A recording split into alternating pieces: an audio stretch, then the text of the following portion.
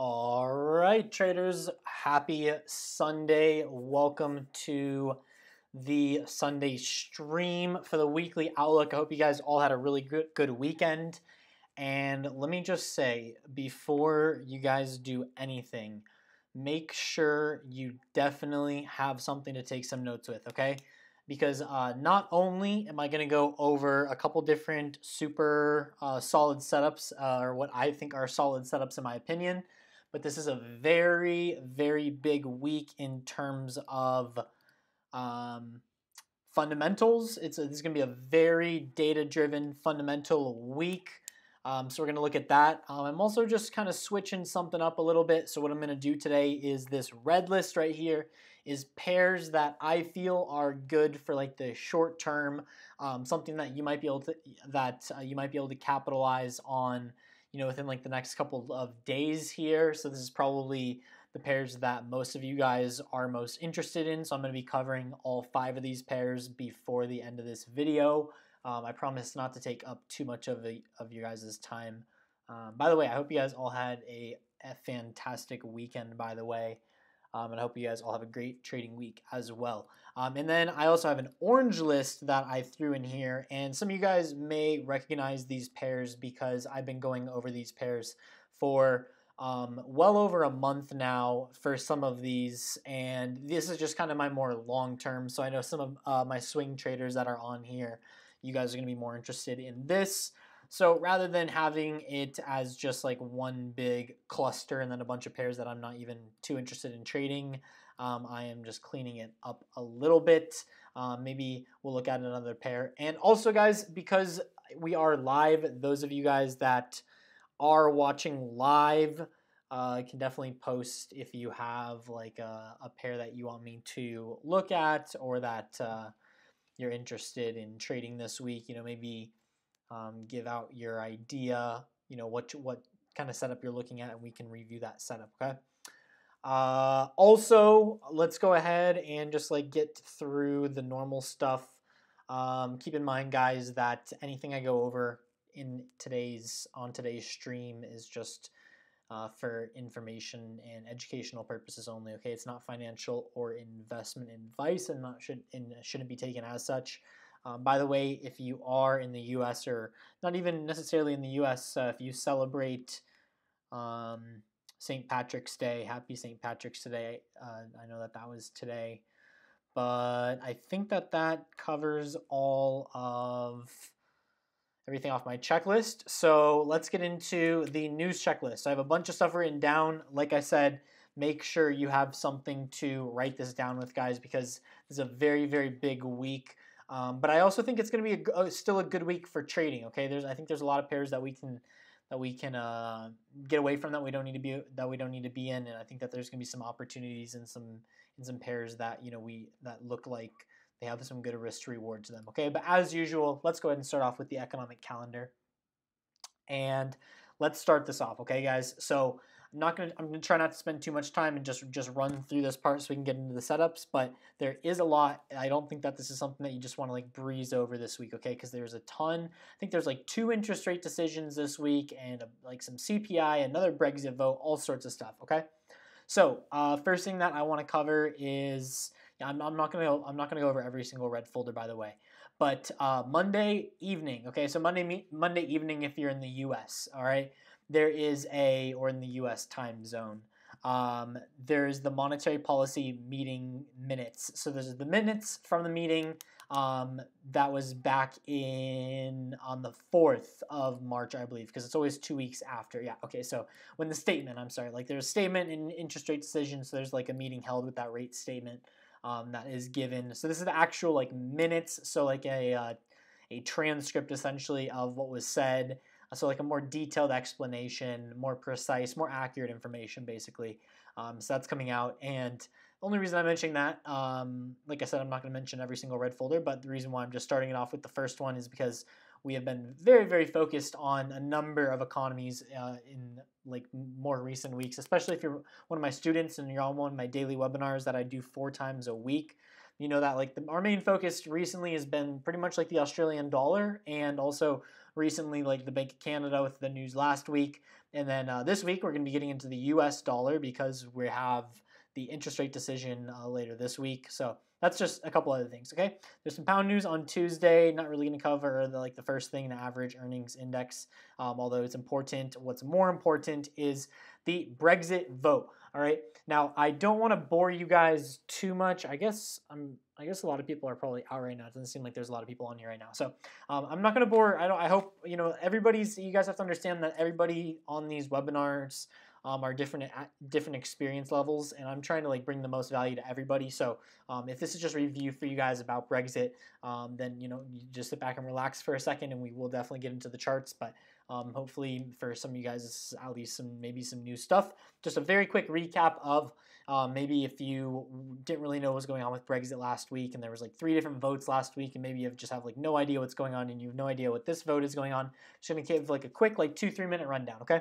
So basically, last week there's 3 Brexit votes, okay? And I'm actually gonna pull up this really nice infographic very quickly because this is really good. I think hopefully you guys can all see this. And this is the best infographic to display, okay? So last week on Tuesday the 12th, we had what was called the meaningful vote, and that was basically like for Brexit to happen, okay? Just in like an orderly fashion, basically. And if it passed, then simple, UK leaves the EU on March 29th, which was the original date, right? Planned March 29th, 2020, with a deal, which is obviously good, right? And if you're one of my students, we talked about this on the daily webinars last week. That obviously, like, it's good for both parties. It's in like the best interest to like have a deal, right? Like those are countries with that share a border, right? If like the countries like just like cut each other off basically, then that's like going to be bad for both sides pretty much. It's not really a positive scenario. So that did not pass, and it was defeated. So on Wednesday of last week, so on the 13th, there was another vote, and this was for a no deal. So basically, this was if it passed, then the UK would. So same thing as the first one, right? But because this would be like with a deal, this one's without a deal basically, and so you don't want that to pass. Okay, so same thing. Like if there's not going to be a meaningful vote, then you at least don't want a no deal either, because like we just talked about, that's not good for both parties. So that did not pass. And then on the 14th was when they voted to delay Brexit, which did pass. And now this week is dealing with the delays. Okay, so basically on Tuesday, what is being voted for the pound, so this is like what's more relevant, is that they're basically, and I talked about this with you guys last week if you're my students, we talked about that there's basically 2 ways that they can delay this, and it can either be like a short-term delay or a long-term delay, okay? And if they do a short-term delay, which is probably less likely to happen because there'd basically be like a re-roll, like a revote. She lost the vote last week, so and she lost the vote the previous time before, I believe, which was in February, and so she's probably not going to get the short delay, which the short delay is that if it were to pass, if the short delay was to pass, then basically between now and like March 29th, when it was originally supposed to happen, all of the legislature would start to just start to get like passed immediately for the separation to happen.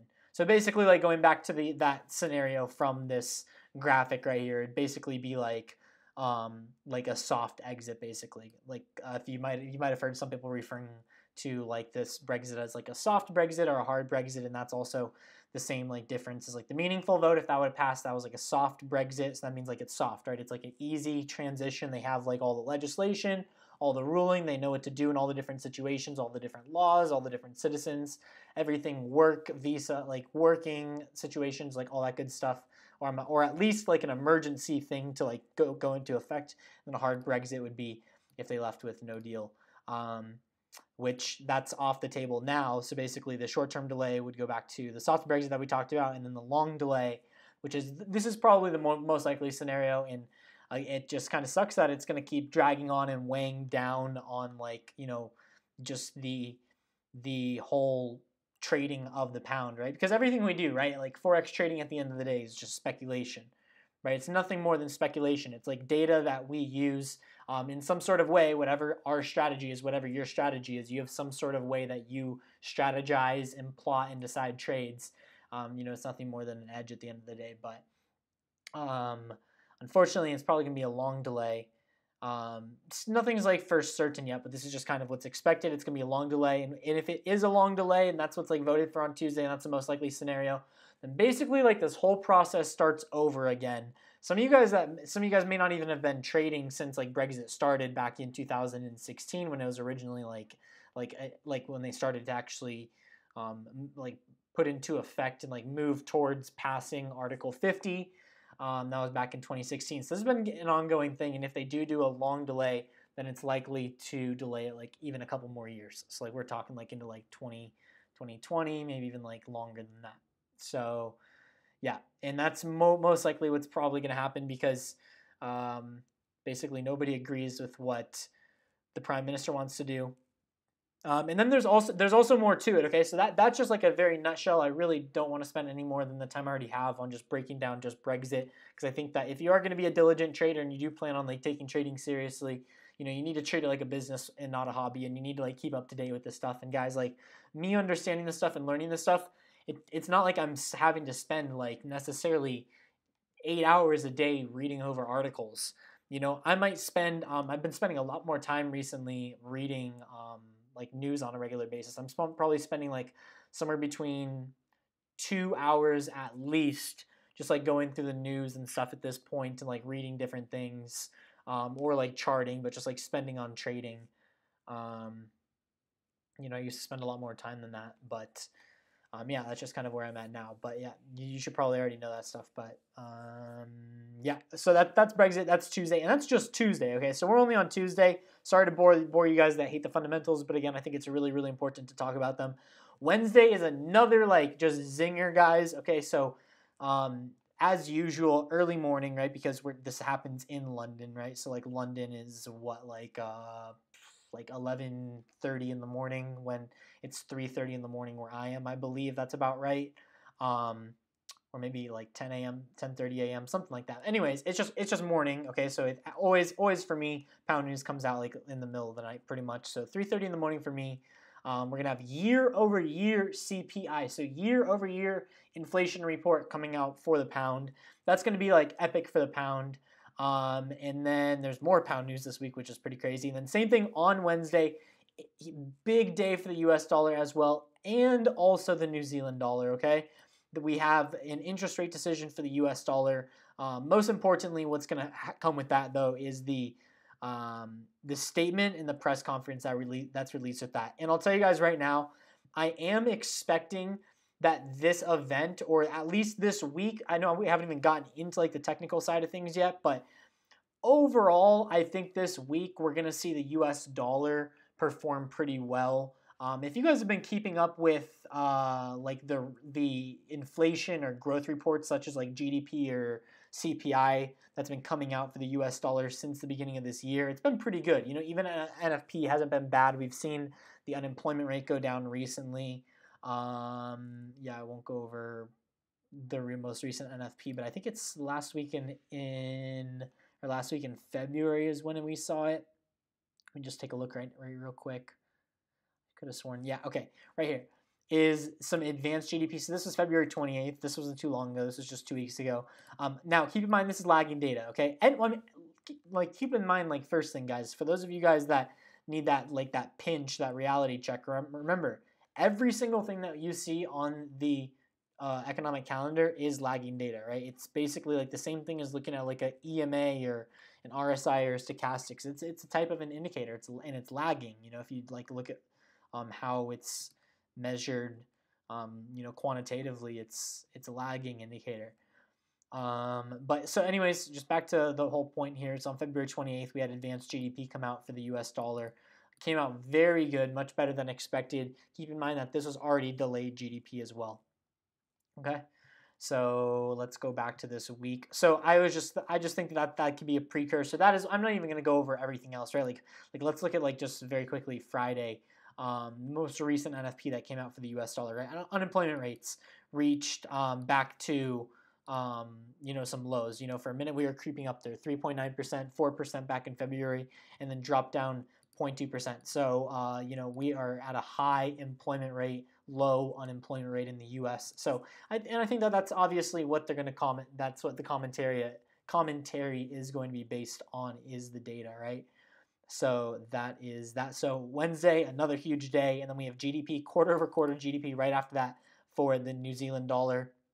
And then we have basically like what Australia's NFP is. Okay, those of you guys that are familiar with NFP, non-farm payrolls for the U.S. dollar, one of the most important like things that comes out on the economic calendar for the U.S. dollar. This is very similar to the Australian dollar. Obviously, like the employment change numbers are lower because obviously the population of the U.S. is like 350 million people, and there's like less than 30 million people in Australia. So it's like 10%.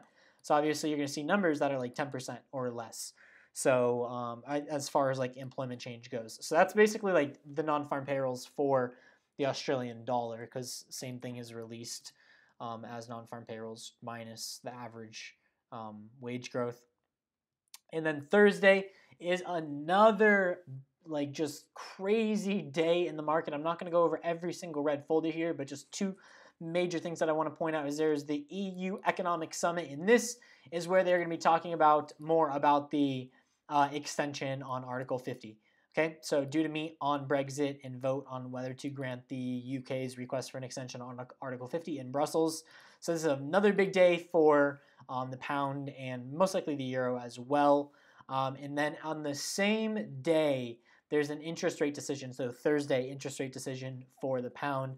Probably shouldn't be like nearly as volatile as like the economic summit, or like, I mean, that's an all-day event, but as like the decisions and agreements are made at the economic summit. And then also, what was that at the beginning? The Brexit vote on Tuesday. I think those two are going to be more volatile than the interest rate decision, but nevertheless, it is an interest rate decision, so pretty big. And the last time they raised or even just changed the interest rate decision was back on October 2nd of last year. So it really hasn't been that long. It's been like 6 months or so since they move the interest rates. They are not gonna change the interest rates right now. So that's that. Oh, another interesting thing, two things that I had written down too. I just completely skipped over them. I just want to point out that if there is a long delay, which is like probably what's going to happen with Brexit, it's going to be interesting because don't forget that there is the European Parliament elections that are going to be taking place at the end of May. So yeah, that's going to be kind of interesting because of the pound. Obviously Great Britain is wanting to be out of there, right? So it doesn't have to participate in the election. So it's going to be kind of interesting to see what happens, right? We're literally like making history with this type of stuff, right? Some of the stuff that's like happening in politics right now is like pretty messed up and pretty crazy, okay? But yeah, that, and then also another thing that I had written down that I forgot to mention is that if those of y'all that use the COT report, so the Commitment of Traders, posted on the CFTC.gov's website, if you take a look at like the net longs and net short positions, on commercial traders, that type of thing, it is finally back up to date. So it took a while because if you guys remember back when the government was shut down, it backed up a bunch of data in the US, and for whatever reason, they decided with the COT report, instead of them just releasing all the old COT reports at one time, they're gonna just release all of the old ones until they were caught up, and they're finally caught up this week. So pretty weird why they, obviously that's gives them more manipulation and more, I don't even know there's a more professional word to call it, but basically they can be sneaky in a professional way to not have to share their trades how they should, basically loopholes that they were using most likely to not have to publish it. Because isn't that weird, guys? Some of you guys probably don't even know what I'm talking about with the COT report, but those of you guys that do know, which I'm sure is also a large majority of you guys, isn't that weird that right after these, I guess that they have to compile the data for each week as each week goes. So I guess that can make sense. I guess it depends on what perspective, because you don't know also in what format they receive the data that is given out in the COT report. Is it all just a bulk file? Do they have it all at one time for all the backed up stuff, or does it come in, kind of sporadically over time as everything goes back to normal? So yeah, I guess I'm kind of rambling a little bit right there, but I think some of you guys are probably following me with that, okay? And then, guys, I know we've spent so much time on this economic calendar already. I apologize for boring so many of you guys to death, but I think that this is still really valuable information. Because, guys, honestly, at the end of the day, like, there's like a lot of people aren't going over this type of stuff, you know? They're just gonna like go right into the charts, you know, be like, you know, we've got this thing going on right here, and then boom, done. You know, I like to give some type of substance, some sort of background, you know. So those of you guys that are like really here to get the value, this is the type of stuff that you're looking for. So Friday, more stuff. You know, probably the least volatile day, but nevertheless still volatile. More notably, I mean, there's a bunch of PMI for a lot of the Eurozone, but more notably, there's some CPI coming out for the Canadian dollar. So, wow, that's crazy. Like I'm already tired from talking just from the economic calendar, and we haven't gotten into the charts yet. But let's get into the charts, guys. Let's waste no more time. If you have any questions about anything I went over with the economic calendar, let me know. Let me just see if there's anything in the chat real quick. William, hey David, is your course out yet? So yeah, my course is finished. Those of you guys, I really haven't made like a really big public announcement. Maybe some of you guys that like pay attention like really closely have been following along, especially if you're a student. I talked about this on the daily webinars, but basically there's like a specific agency that I partnered with that is basically gonna be doing all like the marketing right now, and they're working on attaching it to a funnel and putting like a pixel to it, and or at least like basically they just need to get like the data from it, or however. I'm not really too great on like the whole marketing side, but yes, it is done though. Zeno says, David, Zeno, nice to see you. And nice to see everybody else. I didn't even give a proper warm introduction at the beginning. My name is David Schinkel, for those of you guys that maybe got this far in the video and still don't know who I am, but I am the CEO and founder of Positive Traders. I do this webinar every single Sunday, except for last week. It was on Monday, but every single week for you guys for free to give you my outlook. Keep in mind that that is just my outlook. So let's get into the best part, or what you guys probably think is the best part, is like just going over the straight analysis and my opinions on the markets, okay?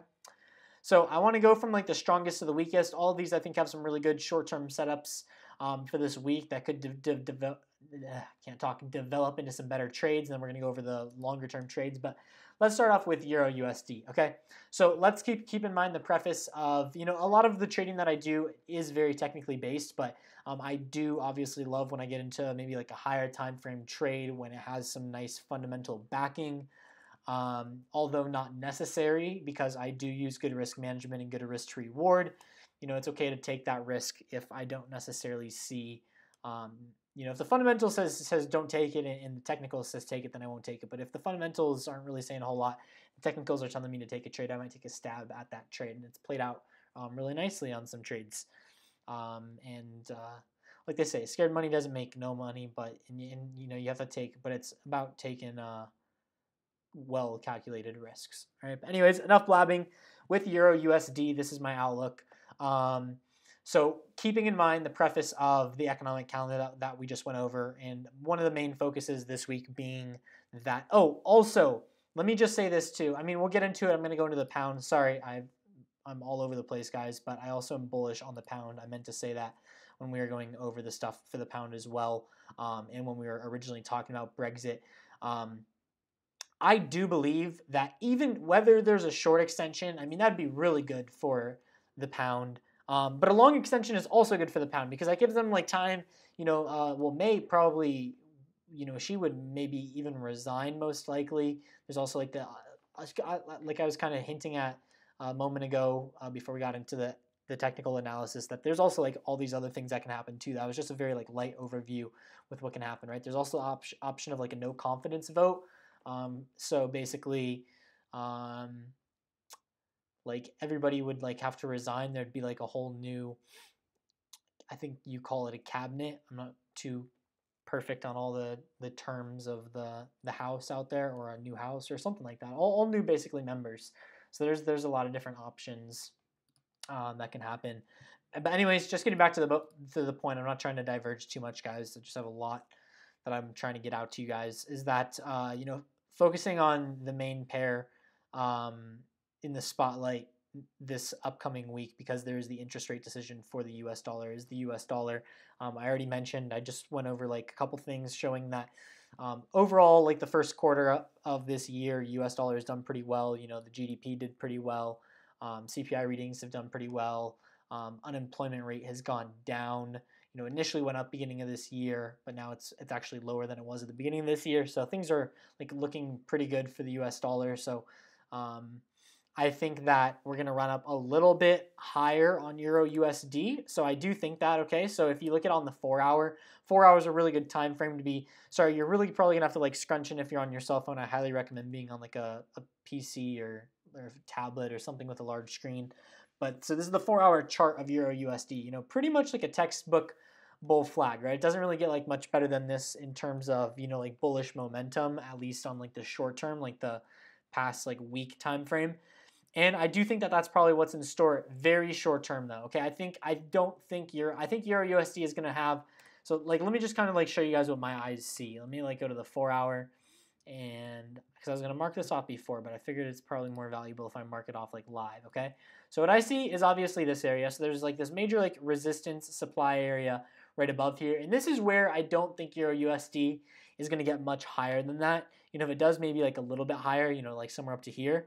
But I really think like the line in the sand for this pair is going to be higher. Like what I mean by that line in the sand is I mean like I don't think it really has, at least at this point with current price action and like up to like this current second. So don't hold this to me because things can change obviously. That's something that should always be like noted with this, with any webinar, any like analysis, like you're looking from anybody, that their analysis or like, you know, price action can change in literally a split second. You know, we've seen that happen with like flash crashes or just like really sharp moves in a short period of time. But anyways, I believe at this current point in time, Euro USD will not break higher than this 114 area. In fact, I don't think it'll get like much higher than this trend line. You know, it's got this complementary trend line, which is fairly relevant in my opinion, holding like this descending channel that we're in. Will probably hold as a pretty decent resistance area. But yeah, so I can't draw anything, guys, because this isn't a Zoom like I used to be able to do. They don't have markers with the YouTube Live, so I'll just kind of give like a brief idea. Something along the lines of that is what I would expect to happen. And this will probably, I mean, this has like a lot of room to the downside as well, but you know, there's no need to be greedy, you know, if we get in a good trade on Euro USD, okay? There is a possibility. I think that that's the most likely scenario, but it also, in my opinion, like between the top two scenarios, it's like a coin toss also before it just, of it just like not really going much further past this area and like just dropping from here. But I would expect overall Euro USD to stay intact with this bearish trend that we've been in since like the better half of 2019. Okay, since the beginning of 2019. Okay, that's my short-term outlook for Euro USD. Okay, so short term maybe some upside, but I think, like I said, I think that short term would honestly only last maybe like the next, like if it does happen, like ideally we would probably be topping within like the next like 24 hours or finding some sort of reversal patterns, and then in like within the next 48 hours already finding some downside. That's the most ideal situation. Okay, so that would be pretty quick. So I think it's honestly a better situation to just look for sell opportunities. That's where the better risk to reward is going to lie. It's better, it's more risk on, your risk on scenario is definitely going to be the sell with Euro USD. Okay. Let's look at gold because it has that similar correlation to Euro USD right now, but or not right now, but just like a lot of the time. But just kind of an interesting spot on gold. It's made this inverted, or not inverted, but just normal head and shoulders, very like black and white, very clear to see. Even if you're drawing just maybe like some crude trend lines or something like that, you can see gold is right here. It's sitting around the 1300 level. Those of you guys that have been following me for really like any length of time, like at least like a month or more, and see me gone over gold before, you know how I put, you know, a lot of people like use the quarters theory, like all sorts of different things. But on for me personally, I really like the $50 level on gold. So like every $50, like for example, where price is at now, we've got 1300 where we're at, and then above that, the next 50 would be 1350. Below that, 1250. I'm sorry. And obviously, there's like the tens, 1260, 1270, 1280, 1290, but not nearly as reactive as to the $50 levels. Okay. But that doesn't have like a whole lot to do with this, in my opinion. I think it has more to do with like the US dollar strength. So we might see a little bit of weakness on gold with that. But I'm more on the sidelines with gold. I'd be more hesitant than anything. I feel more comfortable taking a position on Euro USD, waiting for a good opportunity and selling on Euro USD. But gold, I think, could see some short-term downside this week. But it's really make it or break it. Like I'll tell you this is what I see with gold right now. Okay, this is what my eyes see. Is I look at this area and I look at this area. Okay, and I'm pretty much like, okay, if we bounce like nicely off of 1300 and we can find some momentum above 1306, well then we're probably gonna be bullish up to like making new highs at least, and then probably go much higher. And then inversely to the downside, if we really start to find some momentum below 12 or 1300 and like go down to the former support and break that support, we'll probably ride down a little bit lower. So it's kind of what I'd be looking at on gold, but again, I think Euro USD is the better opportunity. I do just want to take a quick moment and look at both of the pound pairs because pound yen and pound dollar have some very, look at that. I'm switching between the two on the 4 hour and you can barely even tell a difference. They have such a strong positive correlation to each other right now. And similarly to Euro USD, right? Kind of like there was like this dip and then a recent rally and then a little bit of a bull flag. Both of these are a little bit reminiscent, right? Pound yen is a little bit more volatile. It has this like big rally and then dip in the middle of this just rally where Euro USD just kind of rallied the whole time. Same thing with pound dollar, it's pretty volatile in this time. But overall, like very similar. And I do think if we get the short-term rally on Euro USD, like I think which is possible, you can even see it's kind of looks like it's starting to inch its way up right now. We're probably going to see these pairs follow suit. More so, not even with the US dollar correlation, but I think more so with the pound correlation and the votes. But I think it's still very risky taking positions on the pound because if we're seeing, I don't know if you guys have been seeing what's going on. There's already been small resignations and it's a pretty big deal. Those of you guys that live in the UK can definitely attest to, or like anywhere in Europe, you can probably attest to a lot of news going on with Brexit right now, but especially if you're anywhere around like Great Britain or anything. And then dollar yen. So dollar yen, this is kind of more of a recap, but also giving my opinion. This is the most recent trade that I had placed. I apologize. I had also posted my analysis on this trade a little bit late. I realized I had forgotten. This is something I'm trying out this year. I started this at the beginning of this year. This is one of my resolutions. I recommended this on a previous stream. I noticed a couple of you guys have messaged me and left comments on the videos that you are doing this too, since I recommended it. And this is the ability for you to just save your own private journal. So you see where my cursor is right here, there's just a little lock. So I can just go back and I can review all my trades and things like that. But this trade did end up going to my target, worked out really nicely. And then now it's back up right now. And I can't deny, just like the overall trend, daily, 4 hour, it's really hard to justify selling dollar yen right now anymore. Okay, I think I definitely got lucky on this dip right here. Right, there's definitely argument for it to move higher. But yeah, this is something that I think has the potential to move higher. And especially if we do get that dollar strength and we do see Euro USD fall, then it's a good chance that dollar strength could push dollar yen higher just because the dollar is strengthening. I think I'm really guys, what I'm thinking, I mean, if you haven't heard me say it enough, I really think the dollar is what's going to come out this week on top, or going to come out on top this week. Okay, mix my words up a little bit there. I'm telling you, that's just my prediction. I think the dollar is probably going to do the best. So just take a look, let's look at where the dollar index is. Oops. Dollar index. And then we'll go to our longer term trades on the orange list. Let me go to my, oops, sorry.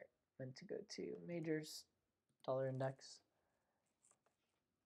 And okay, so yeah, we'll see where the week opened up at, right? We can clearly see, obviously, on the daily chart, very easy to see where the daily candle is on the dollar index. So let's see. But I have a pretty good feeling that this, and you can see that not inverted, that descending kind of channel on Euro USD. you can see the same thing, right here on dollar index, like ascending channel. Okay. I'm not a big channel trader. You guys know I don't put a huge reliance on trend lines and things like that, but they do help point out where, for example, in this case, like higher highs are being made. Okay. And where like price is respecting. Okay. So I'm definitely not putting down just like basic support and resistance. Okay. Support and resistance used properly.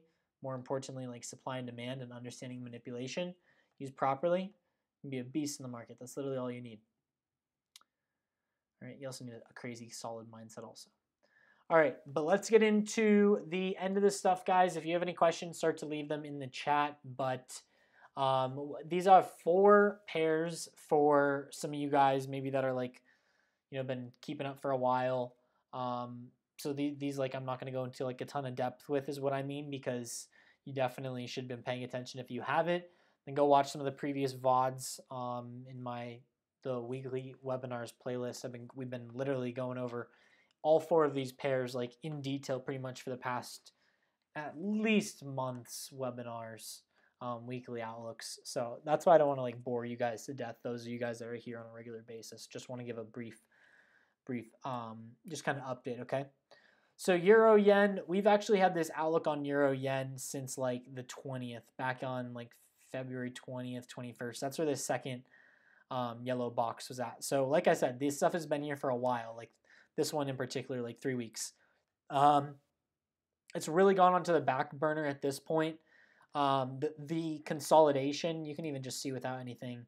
The consolidation, the sideways movement on Euro Yen, on this pair, has really like become very complex.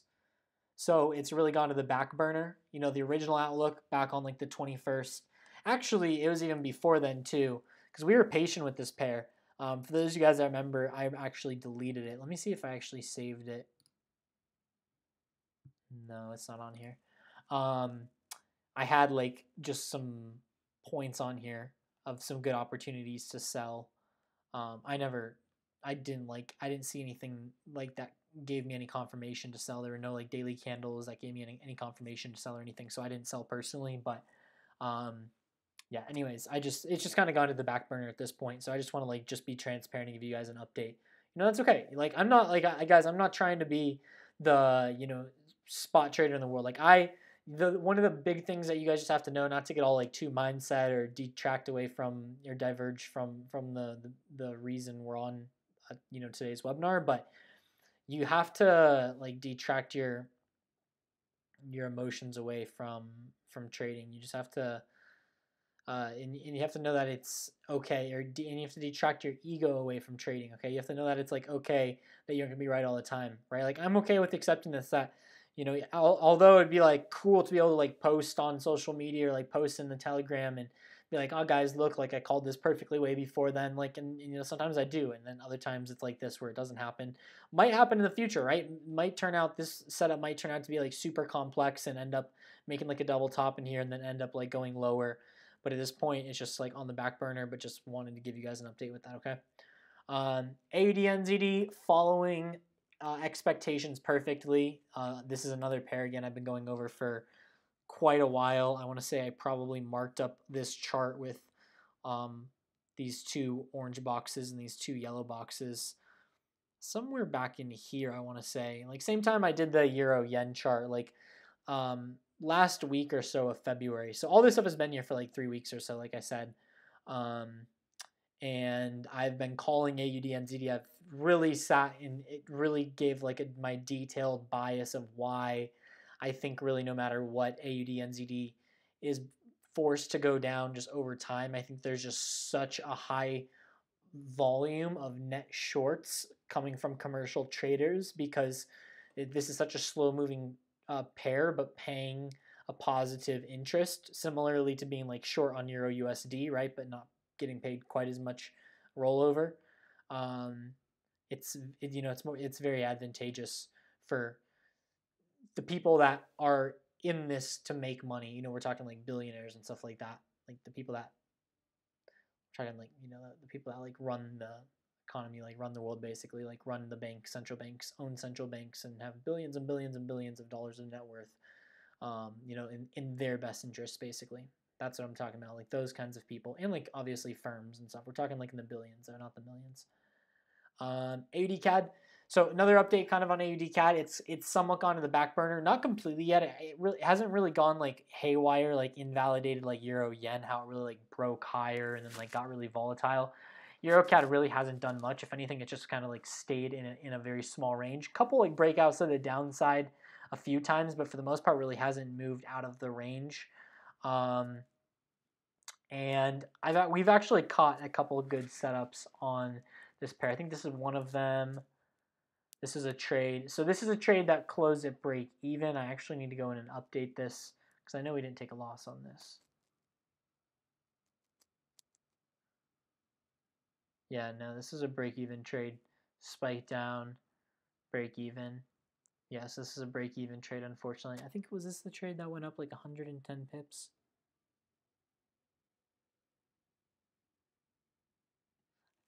Something like that. I don't know. I'm not going to get too distracted. Anyways, yeah, we had a trade recently that went up like 110 pips and then went back to break even. I regret not like trailing my stop more, but you live and you learn. I learn something literally like every single, probably maybe not every single week. I don't want to like sound like too cliche, but at least definitely every single month I'm learning something new. If actually probably something every week, honestly, because I more so like reading something and getting more well versed on like the fundamental side, that I'm like learning something new on. So actually, I'd say every single week. That's what you should definitely strive for. Also, learning something new every single week, if not every single day. I know it's hard to do that though. Like, so stay as consistent as possible. You don't want to get burnt out. You don't want to overload yourself, right? But you do want to like stay focused. You want to have like some hustle, some sort of focus on it. So AUD CAD, getting back to the main subject, I'd still be biased overall to the downside. I will actually take a look at oil too. I want to look at oil in relationship to CAD. Same thing with USD CAD right now, but USD CAD, you'll notice it's an orange too because it's been a long-term trade that we've been looking at. Really been sniping this pair too. I think there's been like 3 almost perfect sell setups that we've taken on USD CAD since the year has began, which is pretty good considering they're like long-term trades based on the daily and 4-hour. But short term, most likely, we're going to see USD CAD find a little bit of downside. But overall, USD CAD looks like it could be bullish a little bit more. I want to look at, just kind of give a better outlook. That was kind of vague. Let me look at oil. Yeah, oil's a little dangerous right now. That daily chart is a little dangerous. How it's just kind of slowed down. Looks like volume has really like slowed down a lot. Looks like there's a potential distribution phase happening right now. So we could potentially see some downside on oil. But yeah, as far as USD CAD right now, I'm actually just going to stick to more to the downside right now. Like, I just wanted to more give an update because I don't want to go just like radio silent on you guys on a pair that we go over every single week and then all of a sudden just like stop going over. And I don't think that there's any other pair. I try not to do that. I try to like follow up at least and go over everything that I'm looking at. NZD GAD, what the heck? Oh, NZD, what? Oh, I had like a piece of dust on my computer. That was weird. I thought it said NZD GAD, like with a G as in golf, not C as in Charlie for NZD CAD. That was interesting. But for the rest of the markets, guys, I mean, that's it. Sorry to bore you guys. I do also, wait, I want to think, just before you guys leave real quick, one thing that I forgot, because I always do, I mean, not always, but a majority of the time, like 90% of the time, I do like a pre-analysis. Like, I'm generally well prepared for the daily webinars, guys. Like, I'll usually actually already know what I'm going to say on these Sunday webinars by the time Friday closes, generally. But there is, maybe once a month or so, or once every 2 months or so that I just am really busy on my Sundays and don't go over everything. and just go over it live, just to give you guys a little bit of update. This is not one of them though. I already knew everything that I was going to say, but this is just something I forgot to write down. That I wanted to show you guys the weekly candle on both pound yen and pound dollar, also just supporting the technical bullish outlook at least, right? We already went over this pair. We looked at like the 4-hour chart on both these, and let me just say also, the pound yen and pound dollar outlook for upside is just short term, just like Euro USD. Okay, let me just like revise that. So let me just give. I know I've gone in a lot of directions, maybe lost some of you guys, so that way I can just kind of like recap everything and try to just keep it as simple as possible so everybody gets the maximum amount of volume on here. Even if you don't really know what I'm doing, you can at least just place basic trades with good risk management. I think the best setups, actually you shouldn't be trading if you don't know what you're doing, but you know what I'm talking about. Let me just clarify. These are the 3 best setups short term, like next 24 to 48 hours, that I think that can be capitalized on. My opinion, right? My opinion. Like, that's very important to remember too. Euro USD long, okay? Pound dollar long, and pound yen long. All of these just a very small amount of pips, okay? Now 149.40, I'm sorry, pound yen probably looking at like, 100 pips or something like that, because like a 100 pip move on pound yen is the equivalent of like a 60 pip move on Euro USD. So Euro USD around like one. This is why I told you guys in the beginning, make sure you have something to write some stuff down with, because this is basically what I would be targeting this week on all of these pairs. Euro USD, I'd be targeting somewhere around like R1 on the weekly pivot point, which is also this trend line, which is also the 70.7% retracement level, I believe. We just mark that off. Okay, it's just slightly above the 70.7% retracement level. Okay, but 113, like 72, that's where I would expect Euro USD to probably move up towards. Now, Euro USD also, though, keep in mind, I would write like a little like notation. I would say like, but recommend selling higher rather than buying. Okay. Pound dollar target price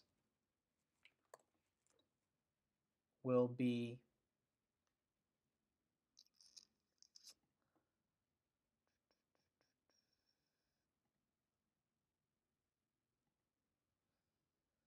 that's pretty high. We'll just go back up to the highs at least. It's probably going to go higher than that though. Same thing though, like R1, that's like 50 pips higher, 60 pips high. Oh, I'm sorry. That's like 70 pips higher on pound yen. I'm sorry, pound dollar. We just did pound yen. And that's that. Okay, that's those 3 pairs. Those I think look the best. Gold. I don't really like gold because, I do like gold, but the reason why I say I don't like gold is because I put such a heavy importance with my strategy on correlations that I don't like that Euro USD looks bullish, just short term, right? Short term bullish, like next like 24 hours or so. But gold, gold probably looks like it'll consolidate more. Doesn't necessarily look bullish. It looks honestly more bearish, but it looks like it's gonna get stuck around this area. I don't know. I'm just kind of rambling at this point, talking to myself, but yeah, that's just kind of. I don't want to take up too much of your guys' time. Hopefully that was enough value. I'd really love to start getting some more people back on here. I miss, I think that there was one point we were almost getting like 50, 60 people on here consistently. I don't know. Everybody just seems to fizzle off or go chase other hype or stuff like that. I know it's not always the most exciting thing, not hyping anything up, but definitely those of you guys that, maybe might not have been trading for a really long time, you will seriously learn and see the light at the end of the tunnel eventually one day, as long as you stick with it, that Forex is just about just staying consistent, staying focused, not about like being a part of some hyped up group taking 20 signals a day type thing and just buying here because the 1 minute made a bearish engulfing candle and you know, having no real strategy or anything. Like I treat my trading like a business. I treat everything like very methodically. So yeah, it's good to just keep it, you know, in check basically. But that's pretty much it. I don't see any questions in here. Hopefully you guys got some value out of that. Do me a huge favor if you have made it to this point in the video. Thank you very much. Sure that is not too many of you guys, but if you did make it this far, if you guys could just press the like button, that'd be great. Get this out to more people, help that YouTube algorithm push it out to more people that are interested in this type of stuff. Subscribe if you're not already subscribed, that way you can get notified when I go live every Sunday. And other than that, guys, that's gonna be it. Simon, just real quick, I guess I'll just take just 1 second. Simon, you said Euro GBP. Euro GBP looks primarily bullish, right? I mean, we looked at pound dollar, and pound dollar has a bullish momentum to it. So I would expect Euro GBP to be primarily bearish this week, okay? So that is my outlook on that, guys. All right. But I appreciate you guys. I hope you all having a wonderful trading week. Remember, guys, it is not worth it risking your entire account on a single trade. You know, keep those risks low.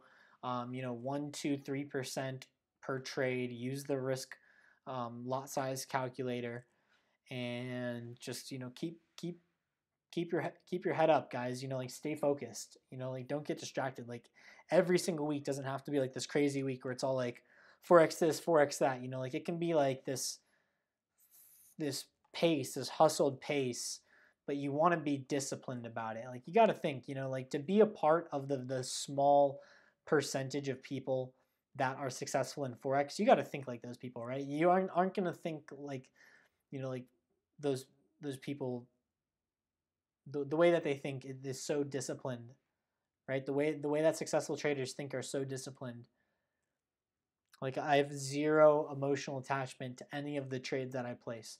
Like I literally take a trade, and it could be literally however many lots it tells me to with the position size calculator, because I'm trading large accounts, right? It could be 10 lots, 15 lots, 20 lots, and it literally doesn't phase me because I'm using the position size calculator every single time I open a trade. I'm religiously opening this. I go to put my position size calculator. I put in my account size. I put in my risk percentage, 1%, 2%. I put in my stop loss. Exactly. Everything is methodical, right? I put in the pair that I'm trading.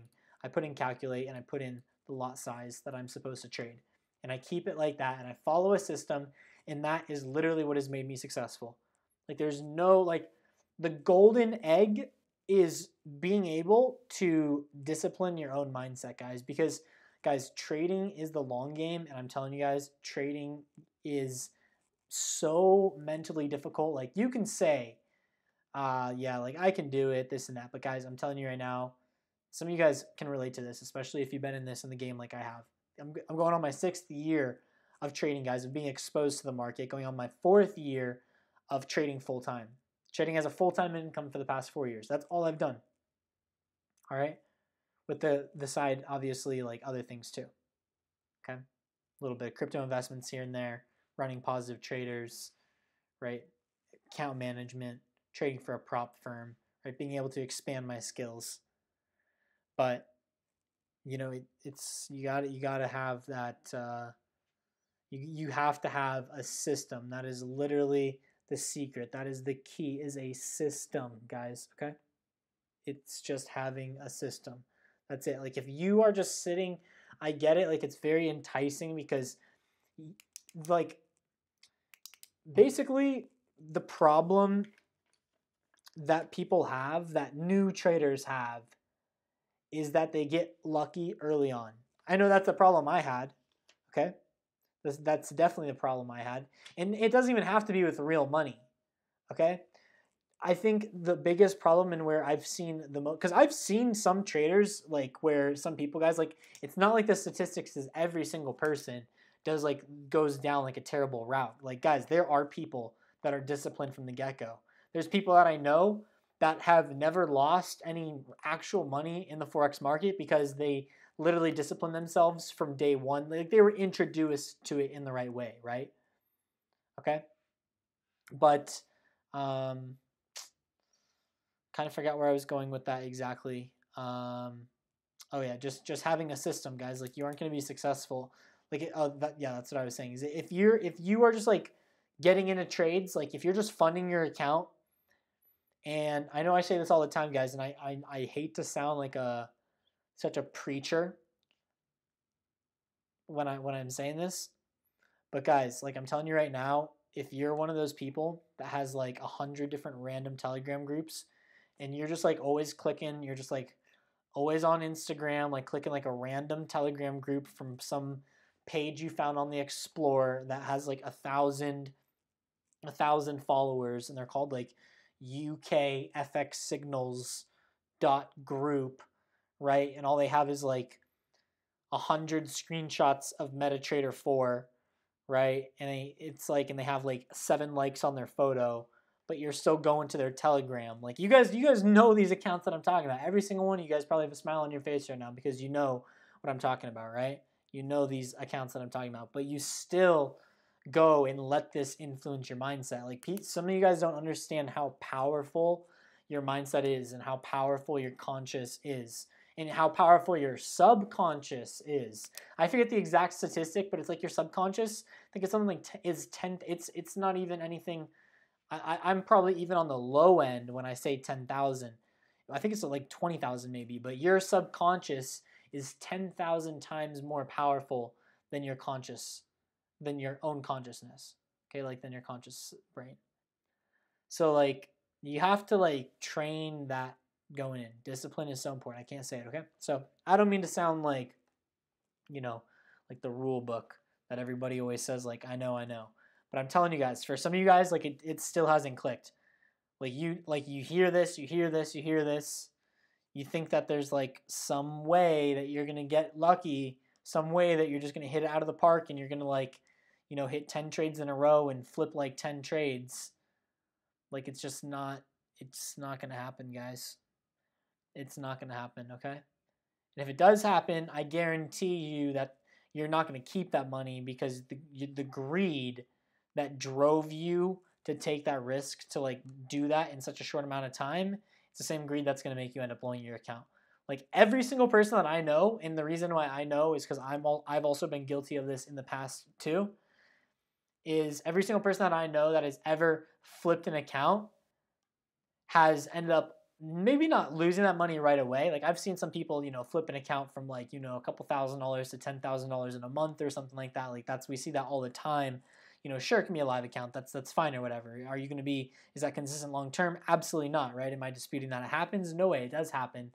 But, it's not a consistent thing. All right. And yeah, it's just not consistent. You can't get into that habit, guys. All right. So that's going to be it. Simon, you said, or did I miss it? Hopefully you just saw me recap it right now. But that's going to be it for today's webinar, guys. I've been on here for actually 1 minute, a couple seconds will make exactly 1 hour. I really didn't think I was actually going to go this long. I didn't think I'd have enough to say. I thought the fundamentals was going to take up the most. But I think it's important to go over that mindset, guys, because like, I'm telling you guys right now, like there's some huge changes being made in Positive Traders right now. Like things are going to be getting like slightly hyped up because of this agency that is doing things with me. Where they're going to be bringing in a lot of people, through Facebook ads and things like that, and like SEO and whatnot. And so things are going to get a little bit more hyped up just because there's going to be like a lot more people on these webinars and a lot more like questions being asked. But I'm telling you guys right now, like I'm not changing, like my outlook on trading. Like I really believe it's important to like stay patient, quality over quantity type trading. You don't need to be in the market, have a ton of exposure to it to be successful, and just kind of just like have this like relaxed intensity, but stay consistent with it. Okay. All right, guys. That's gonna be it. So I'll see you guys all on, if you're a student, I'll see you guys on tomorrow's daily webinar. And if you are not a student, and then I will just see you on next Sunday's Outlook. So have a safe week trading, guys, and I'll see you guys all next week. Take care, guys.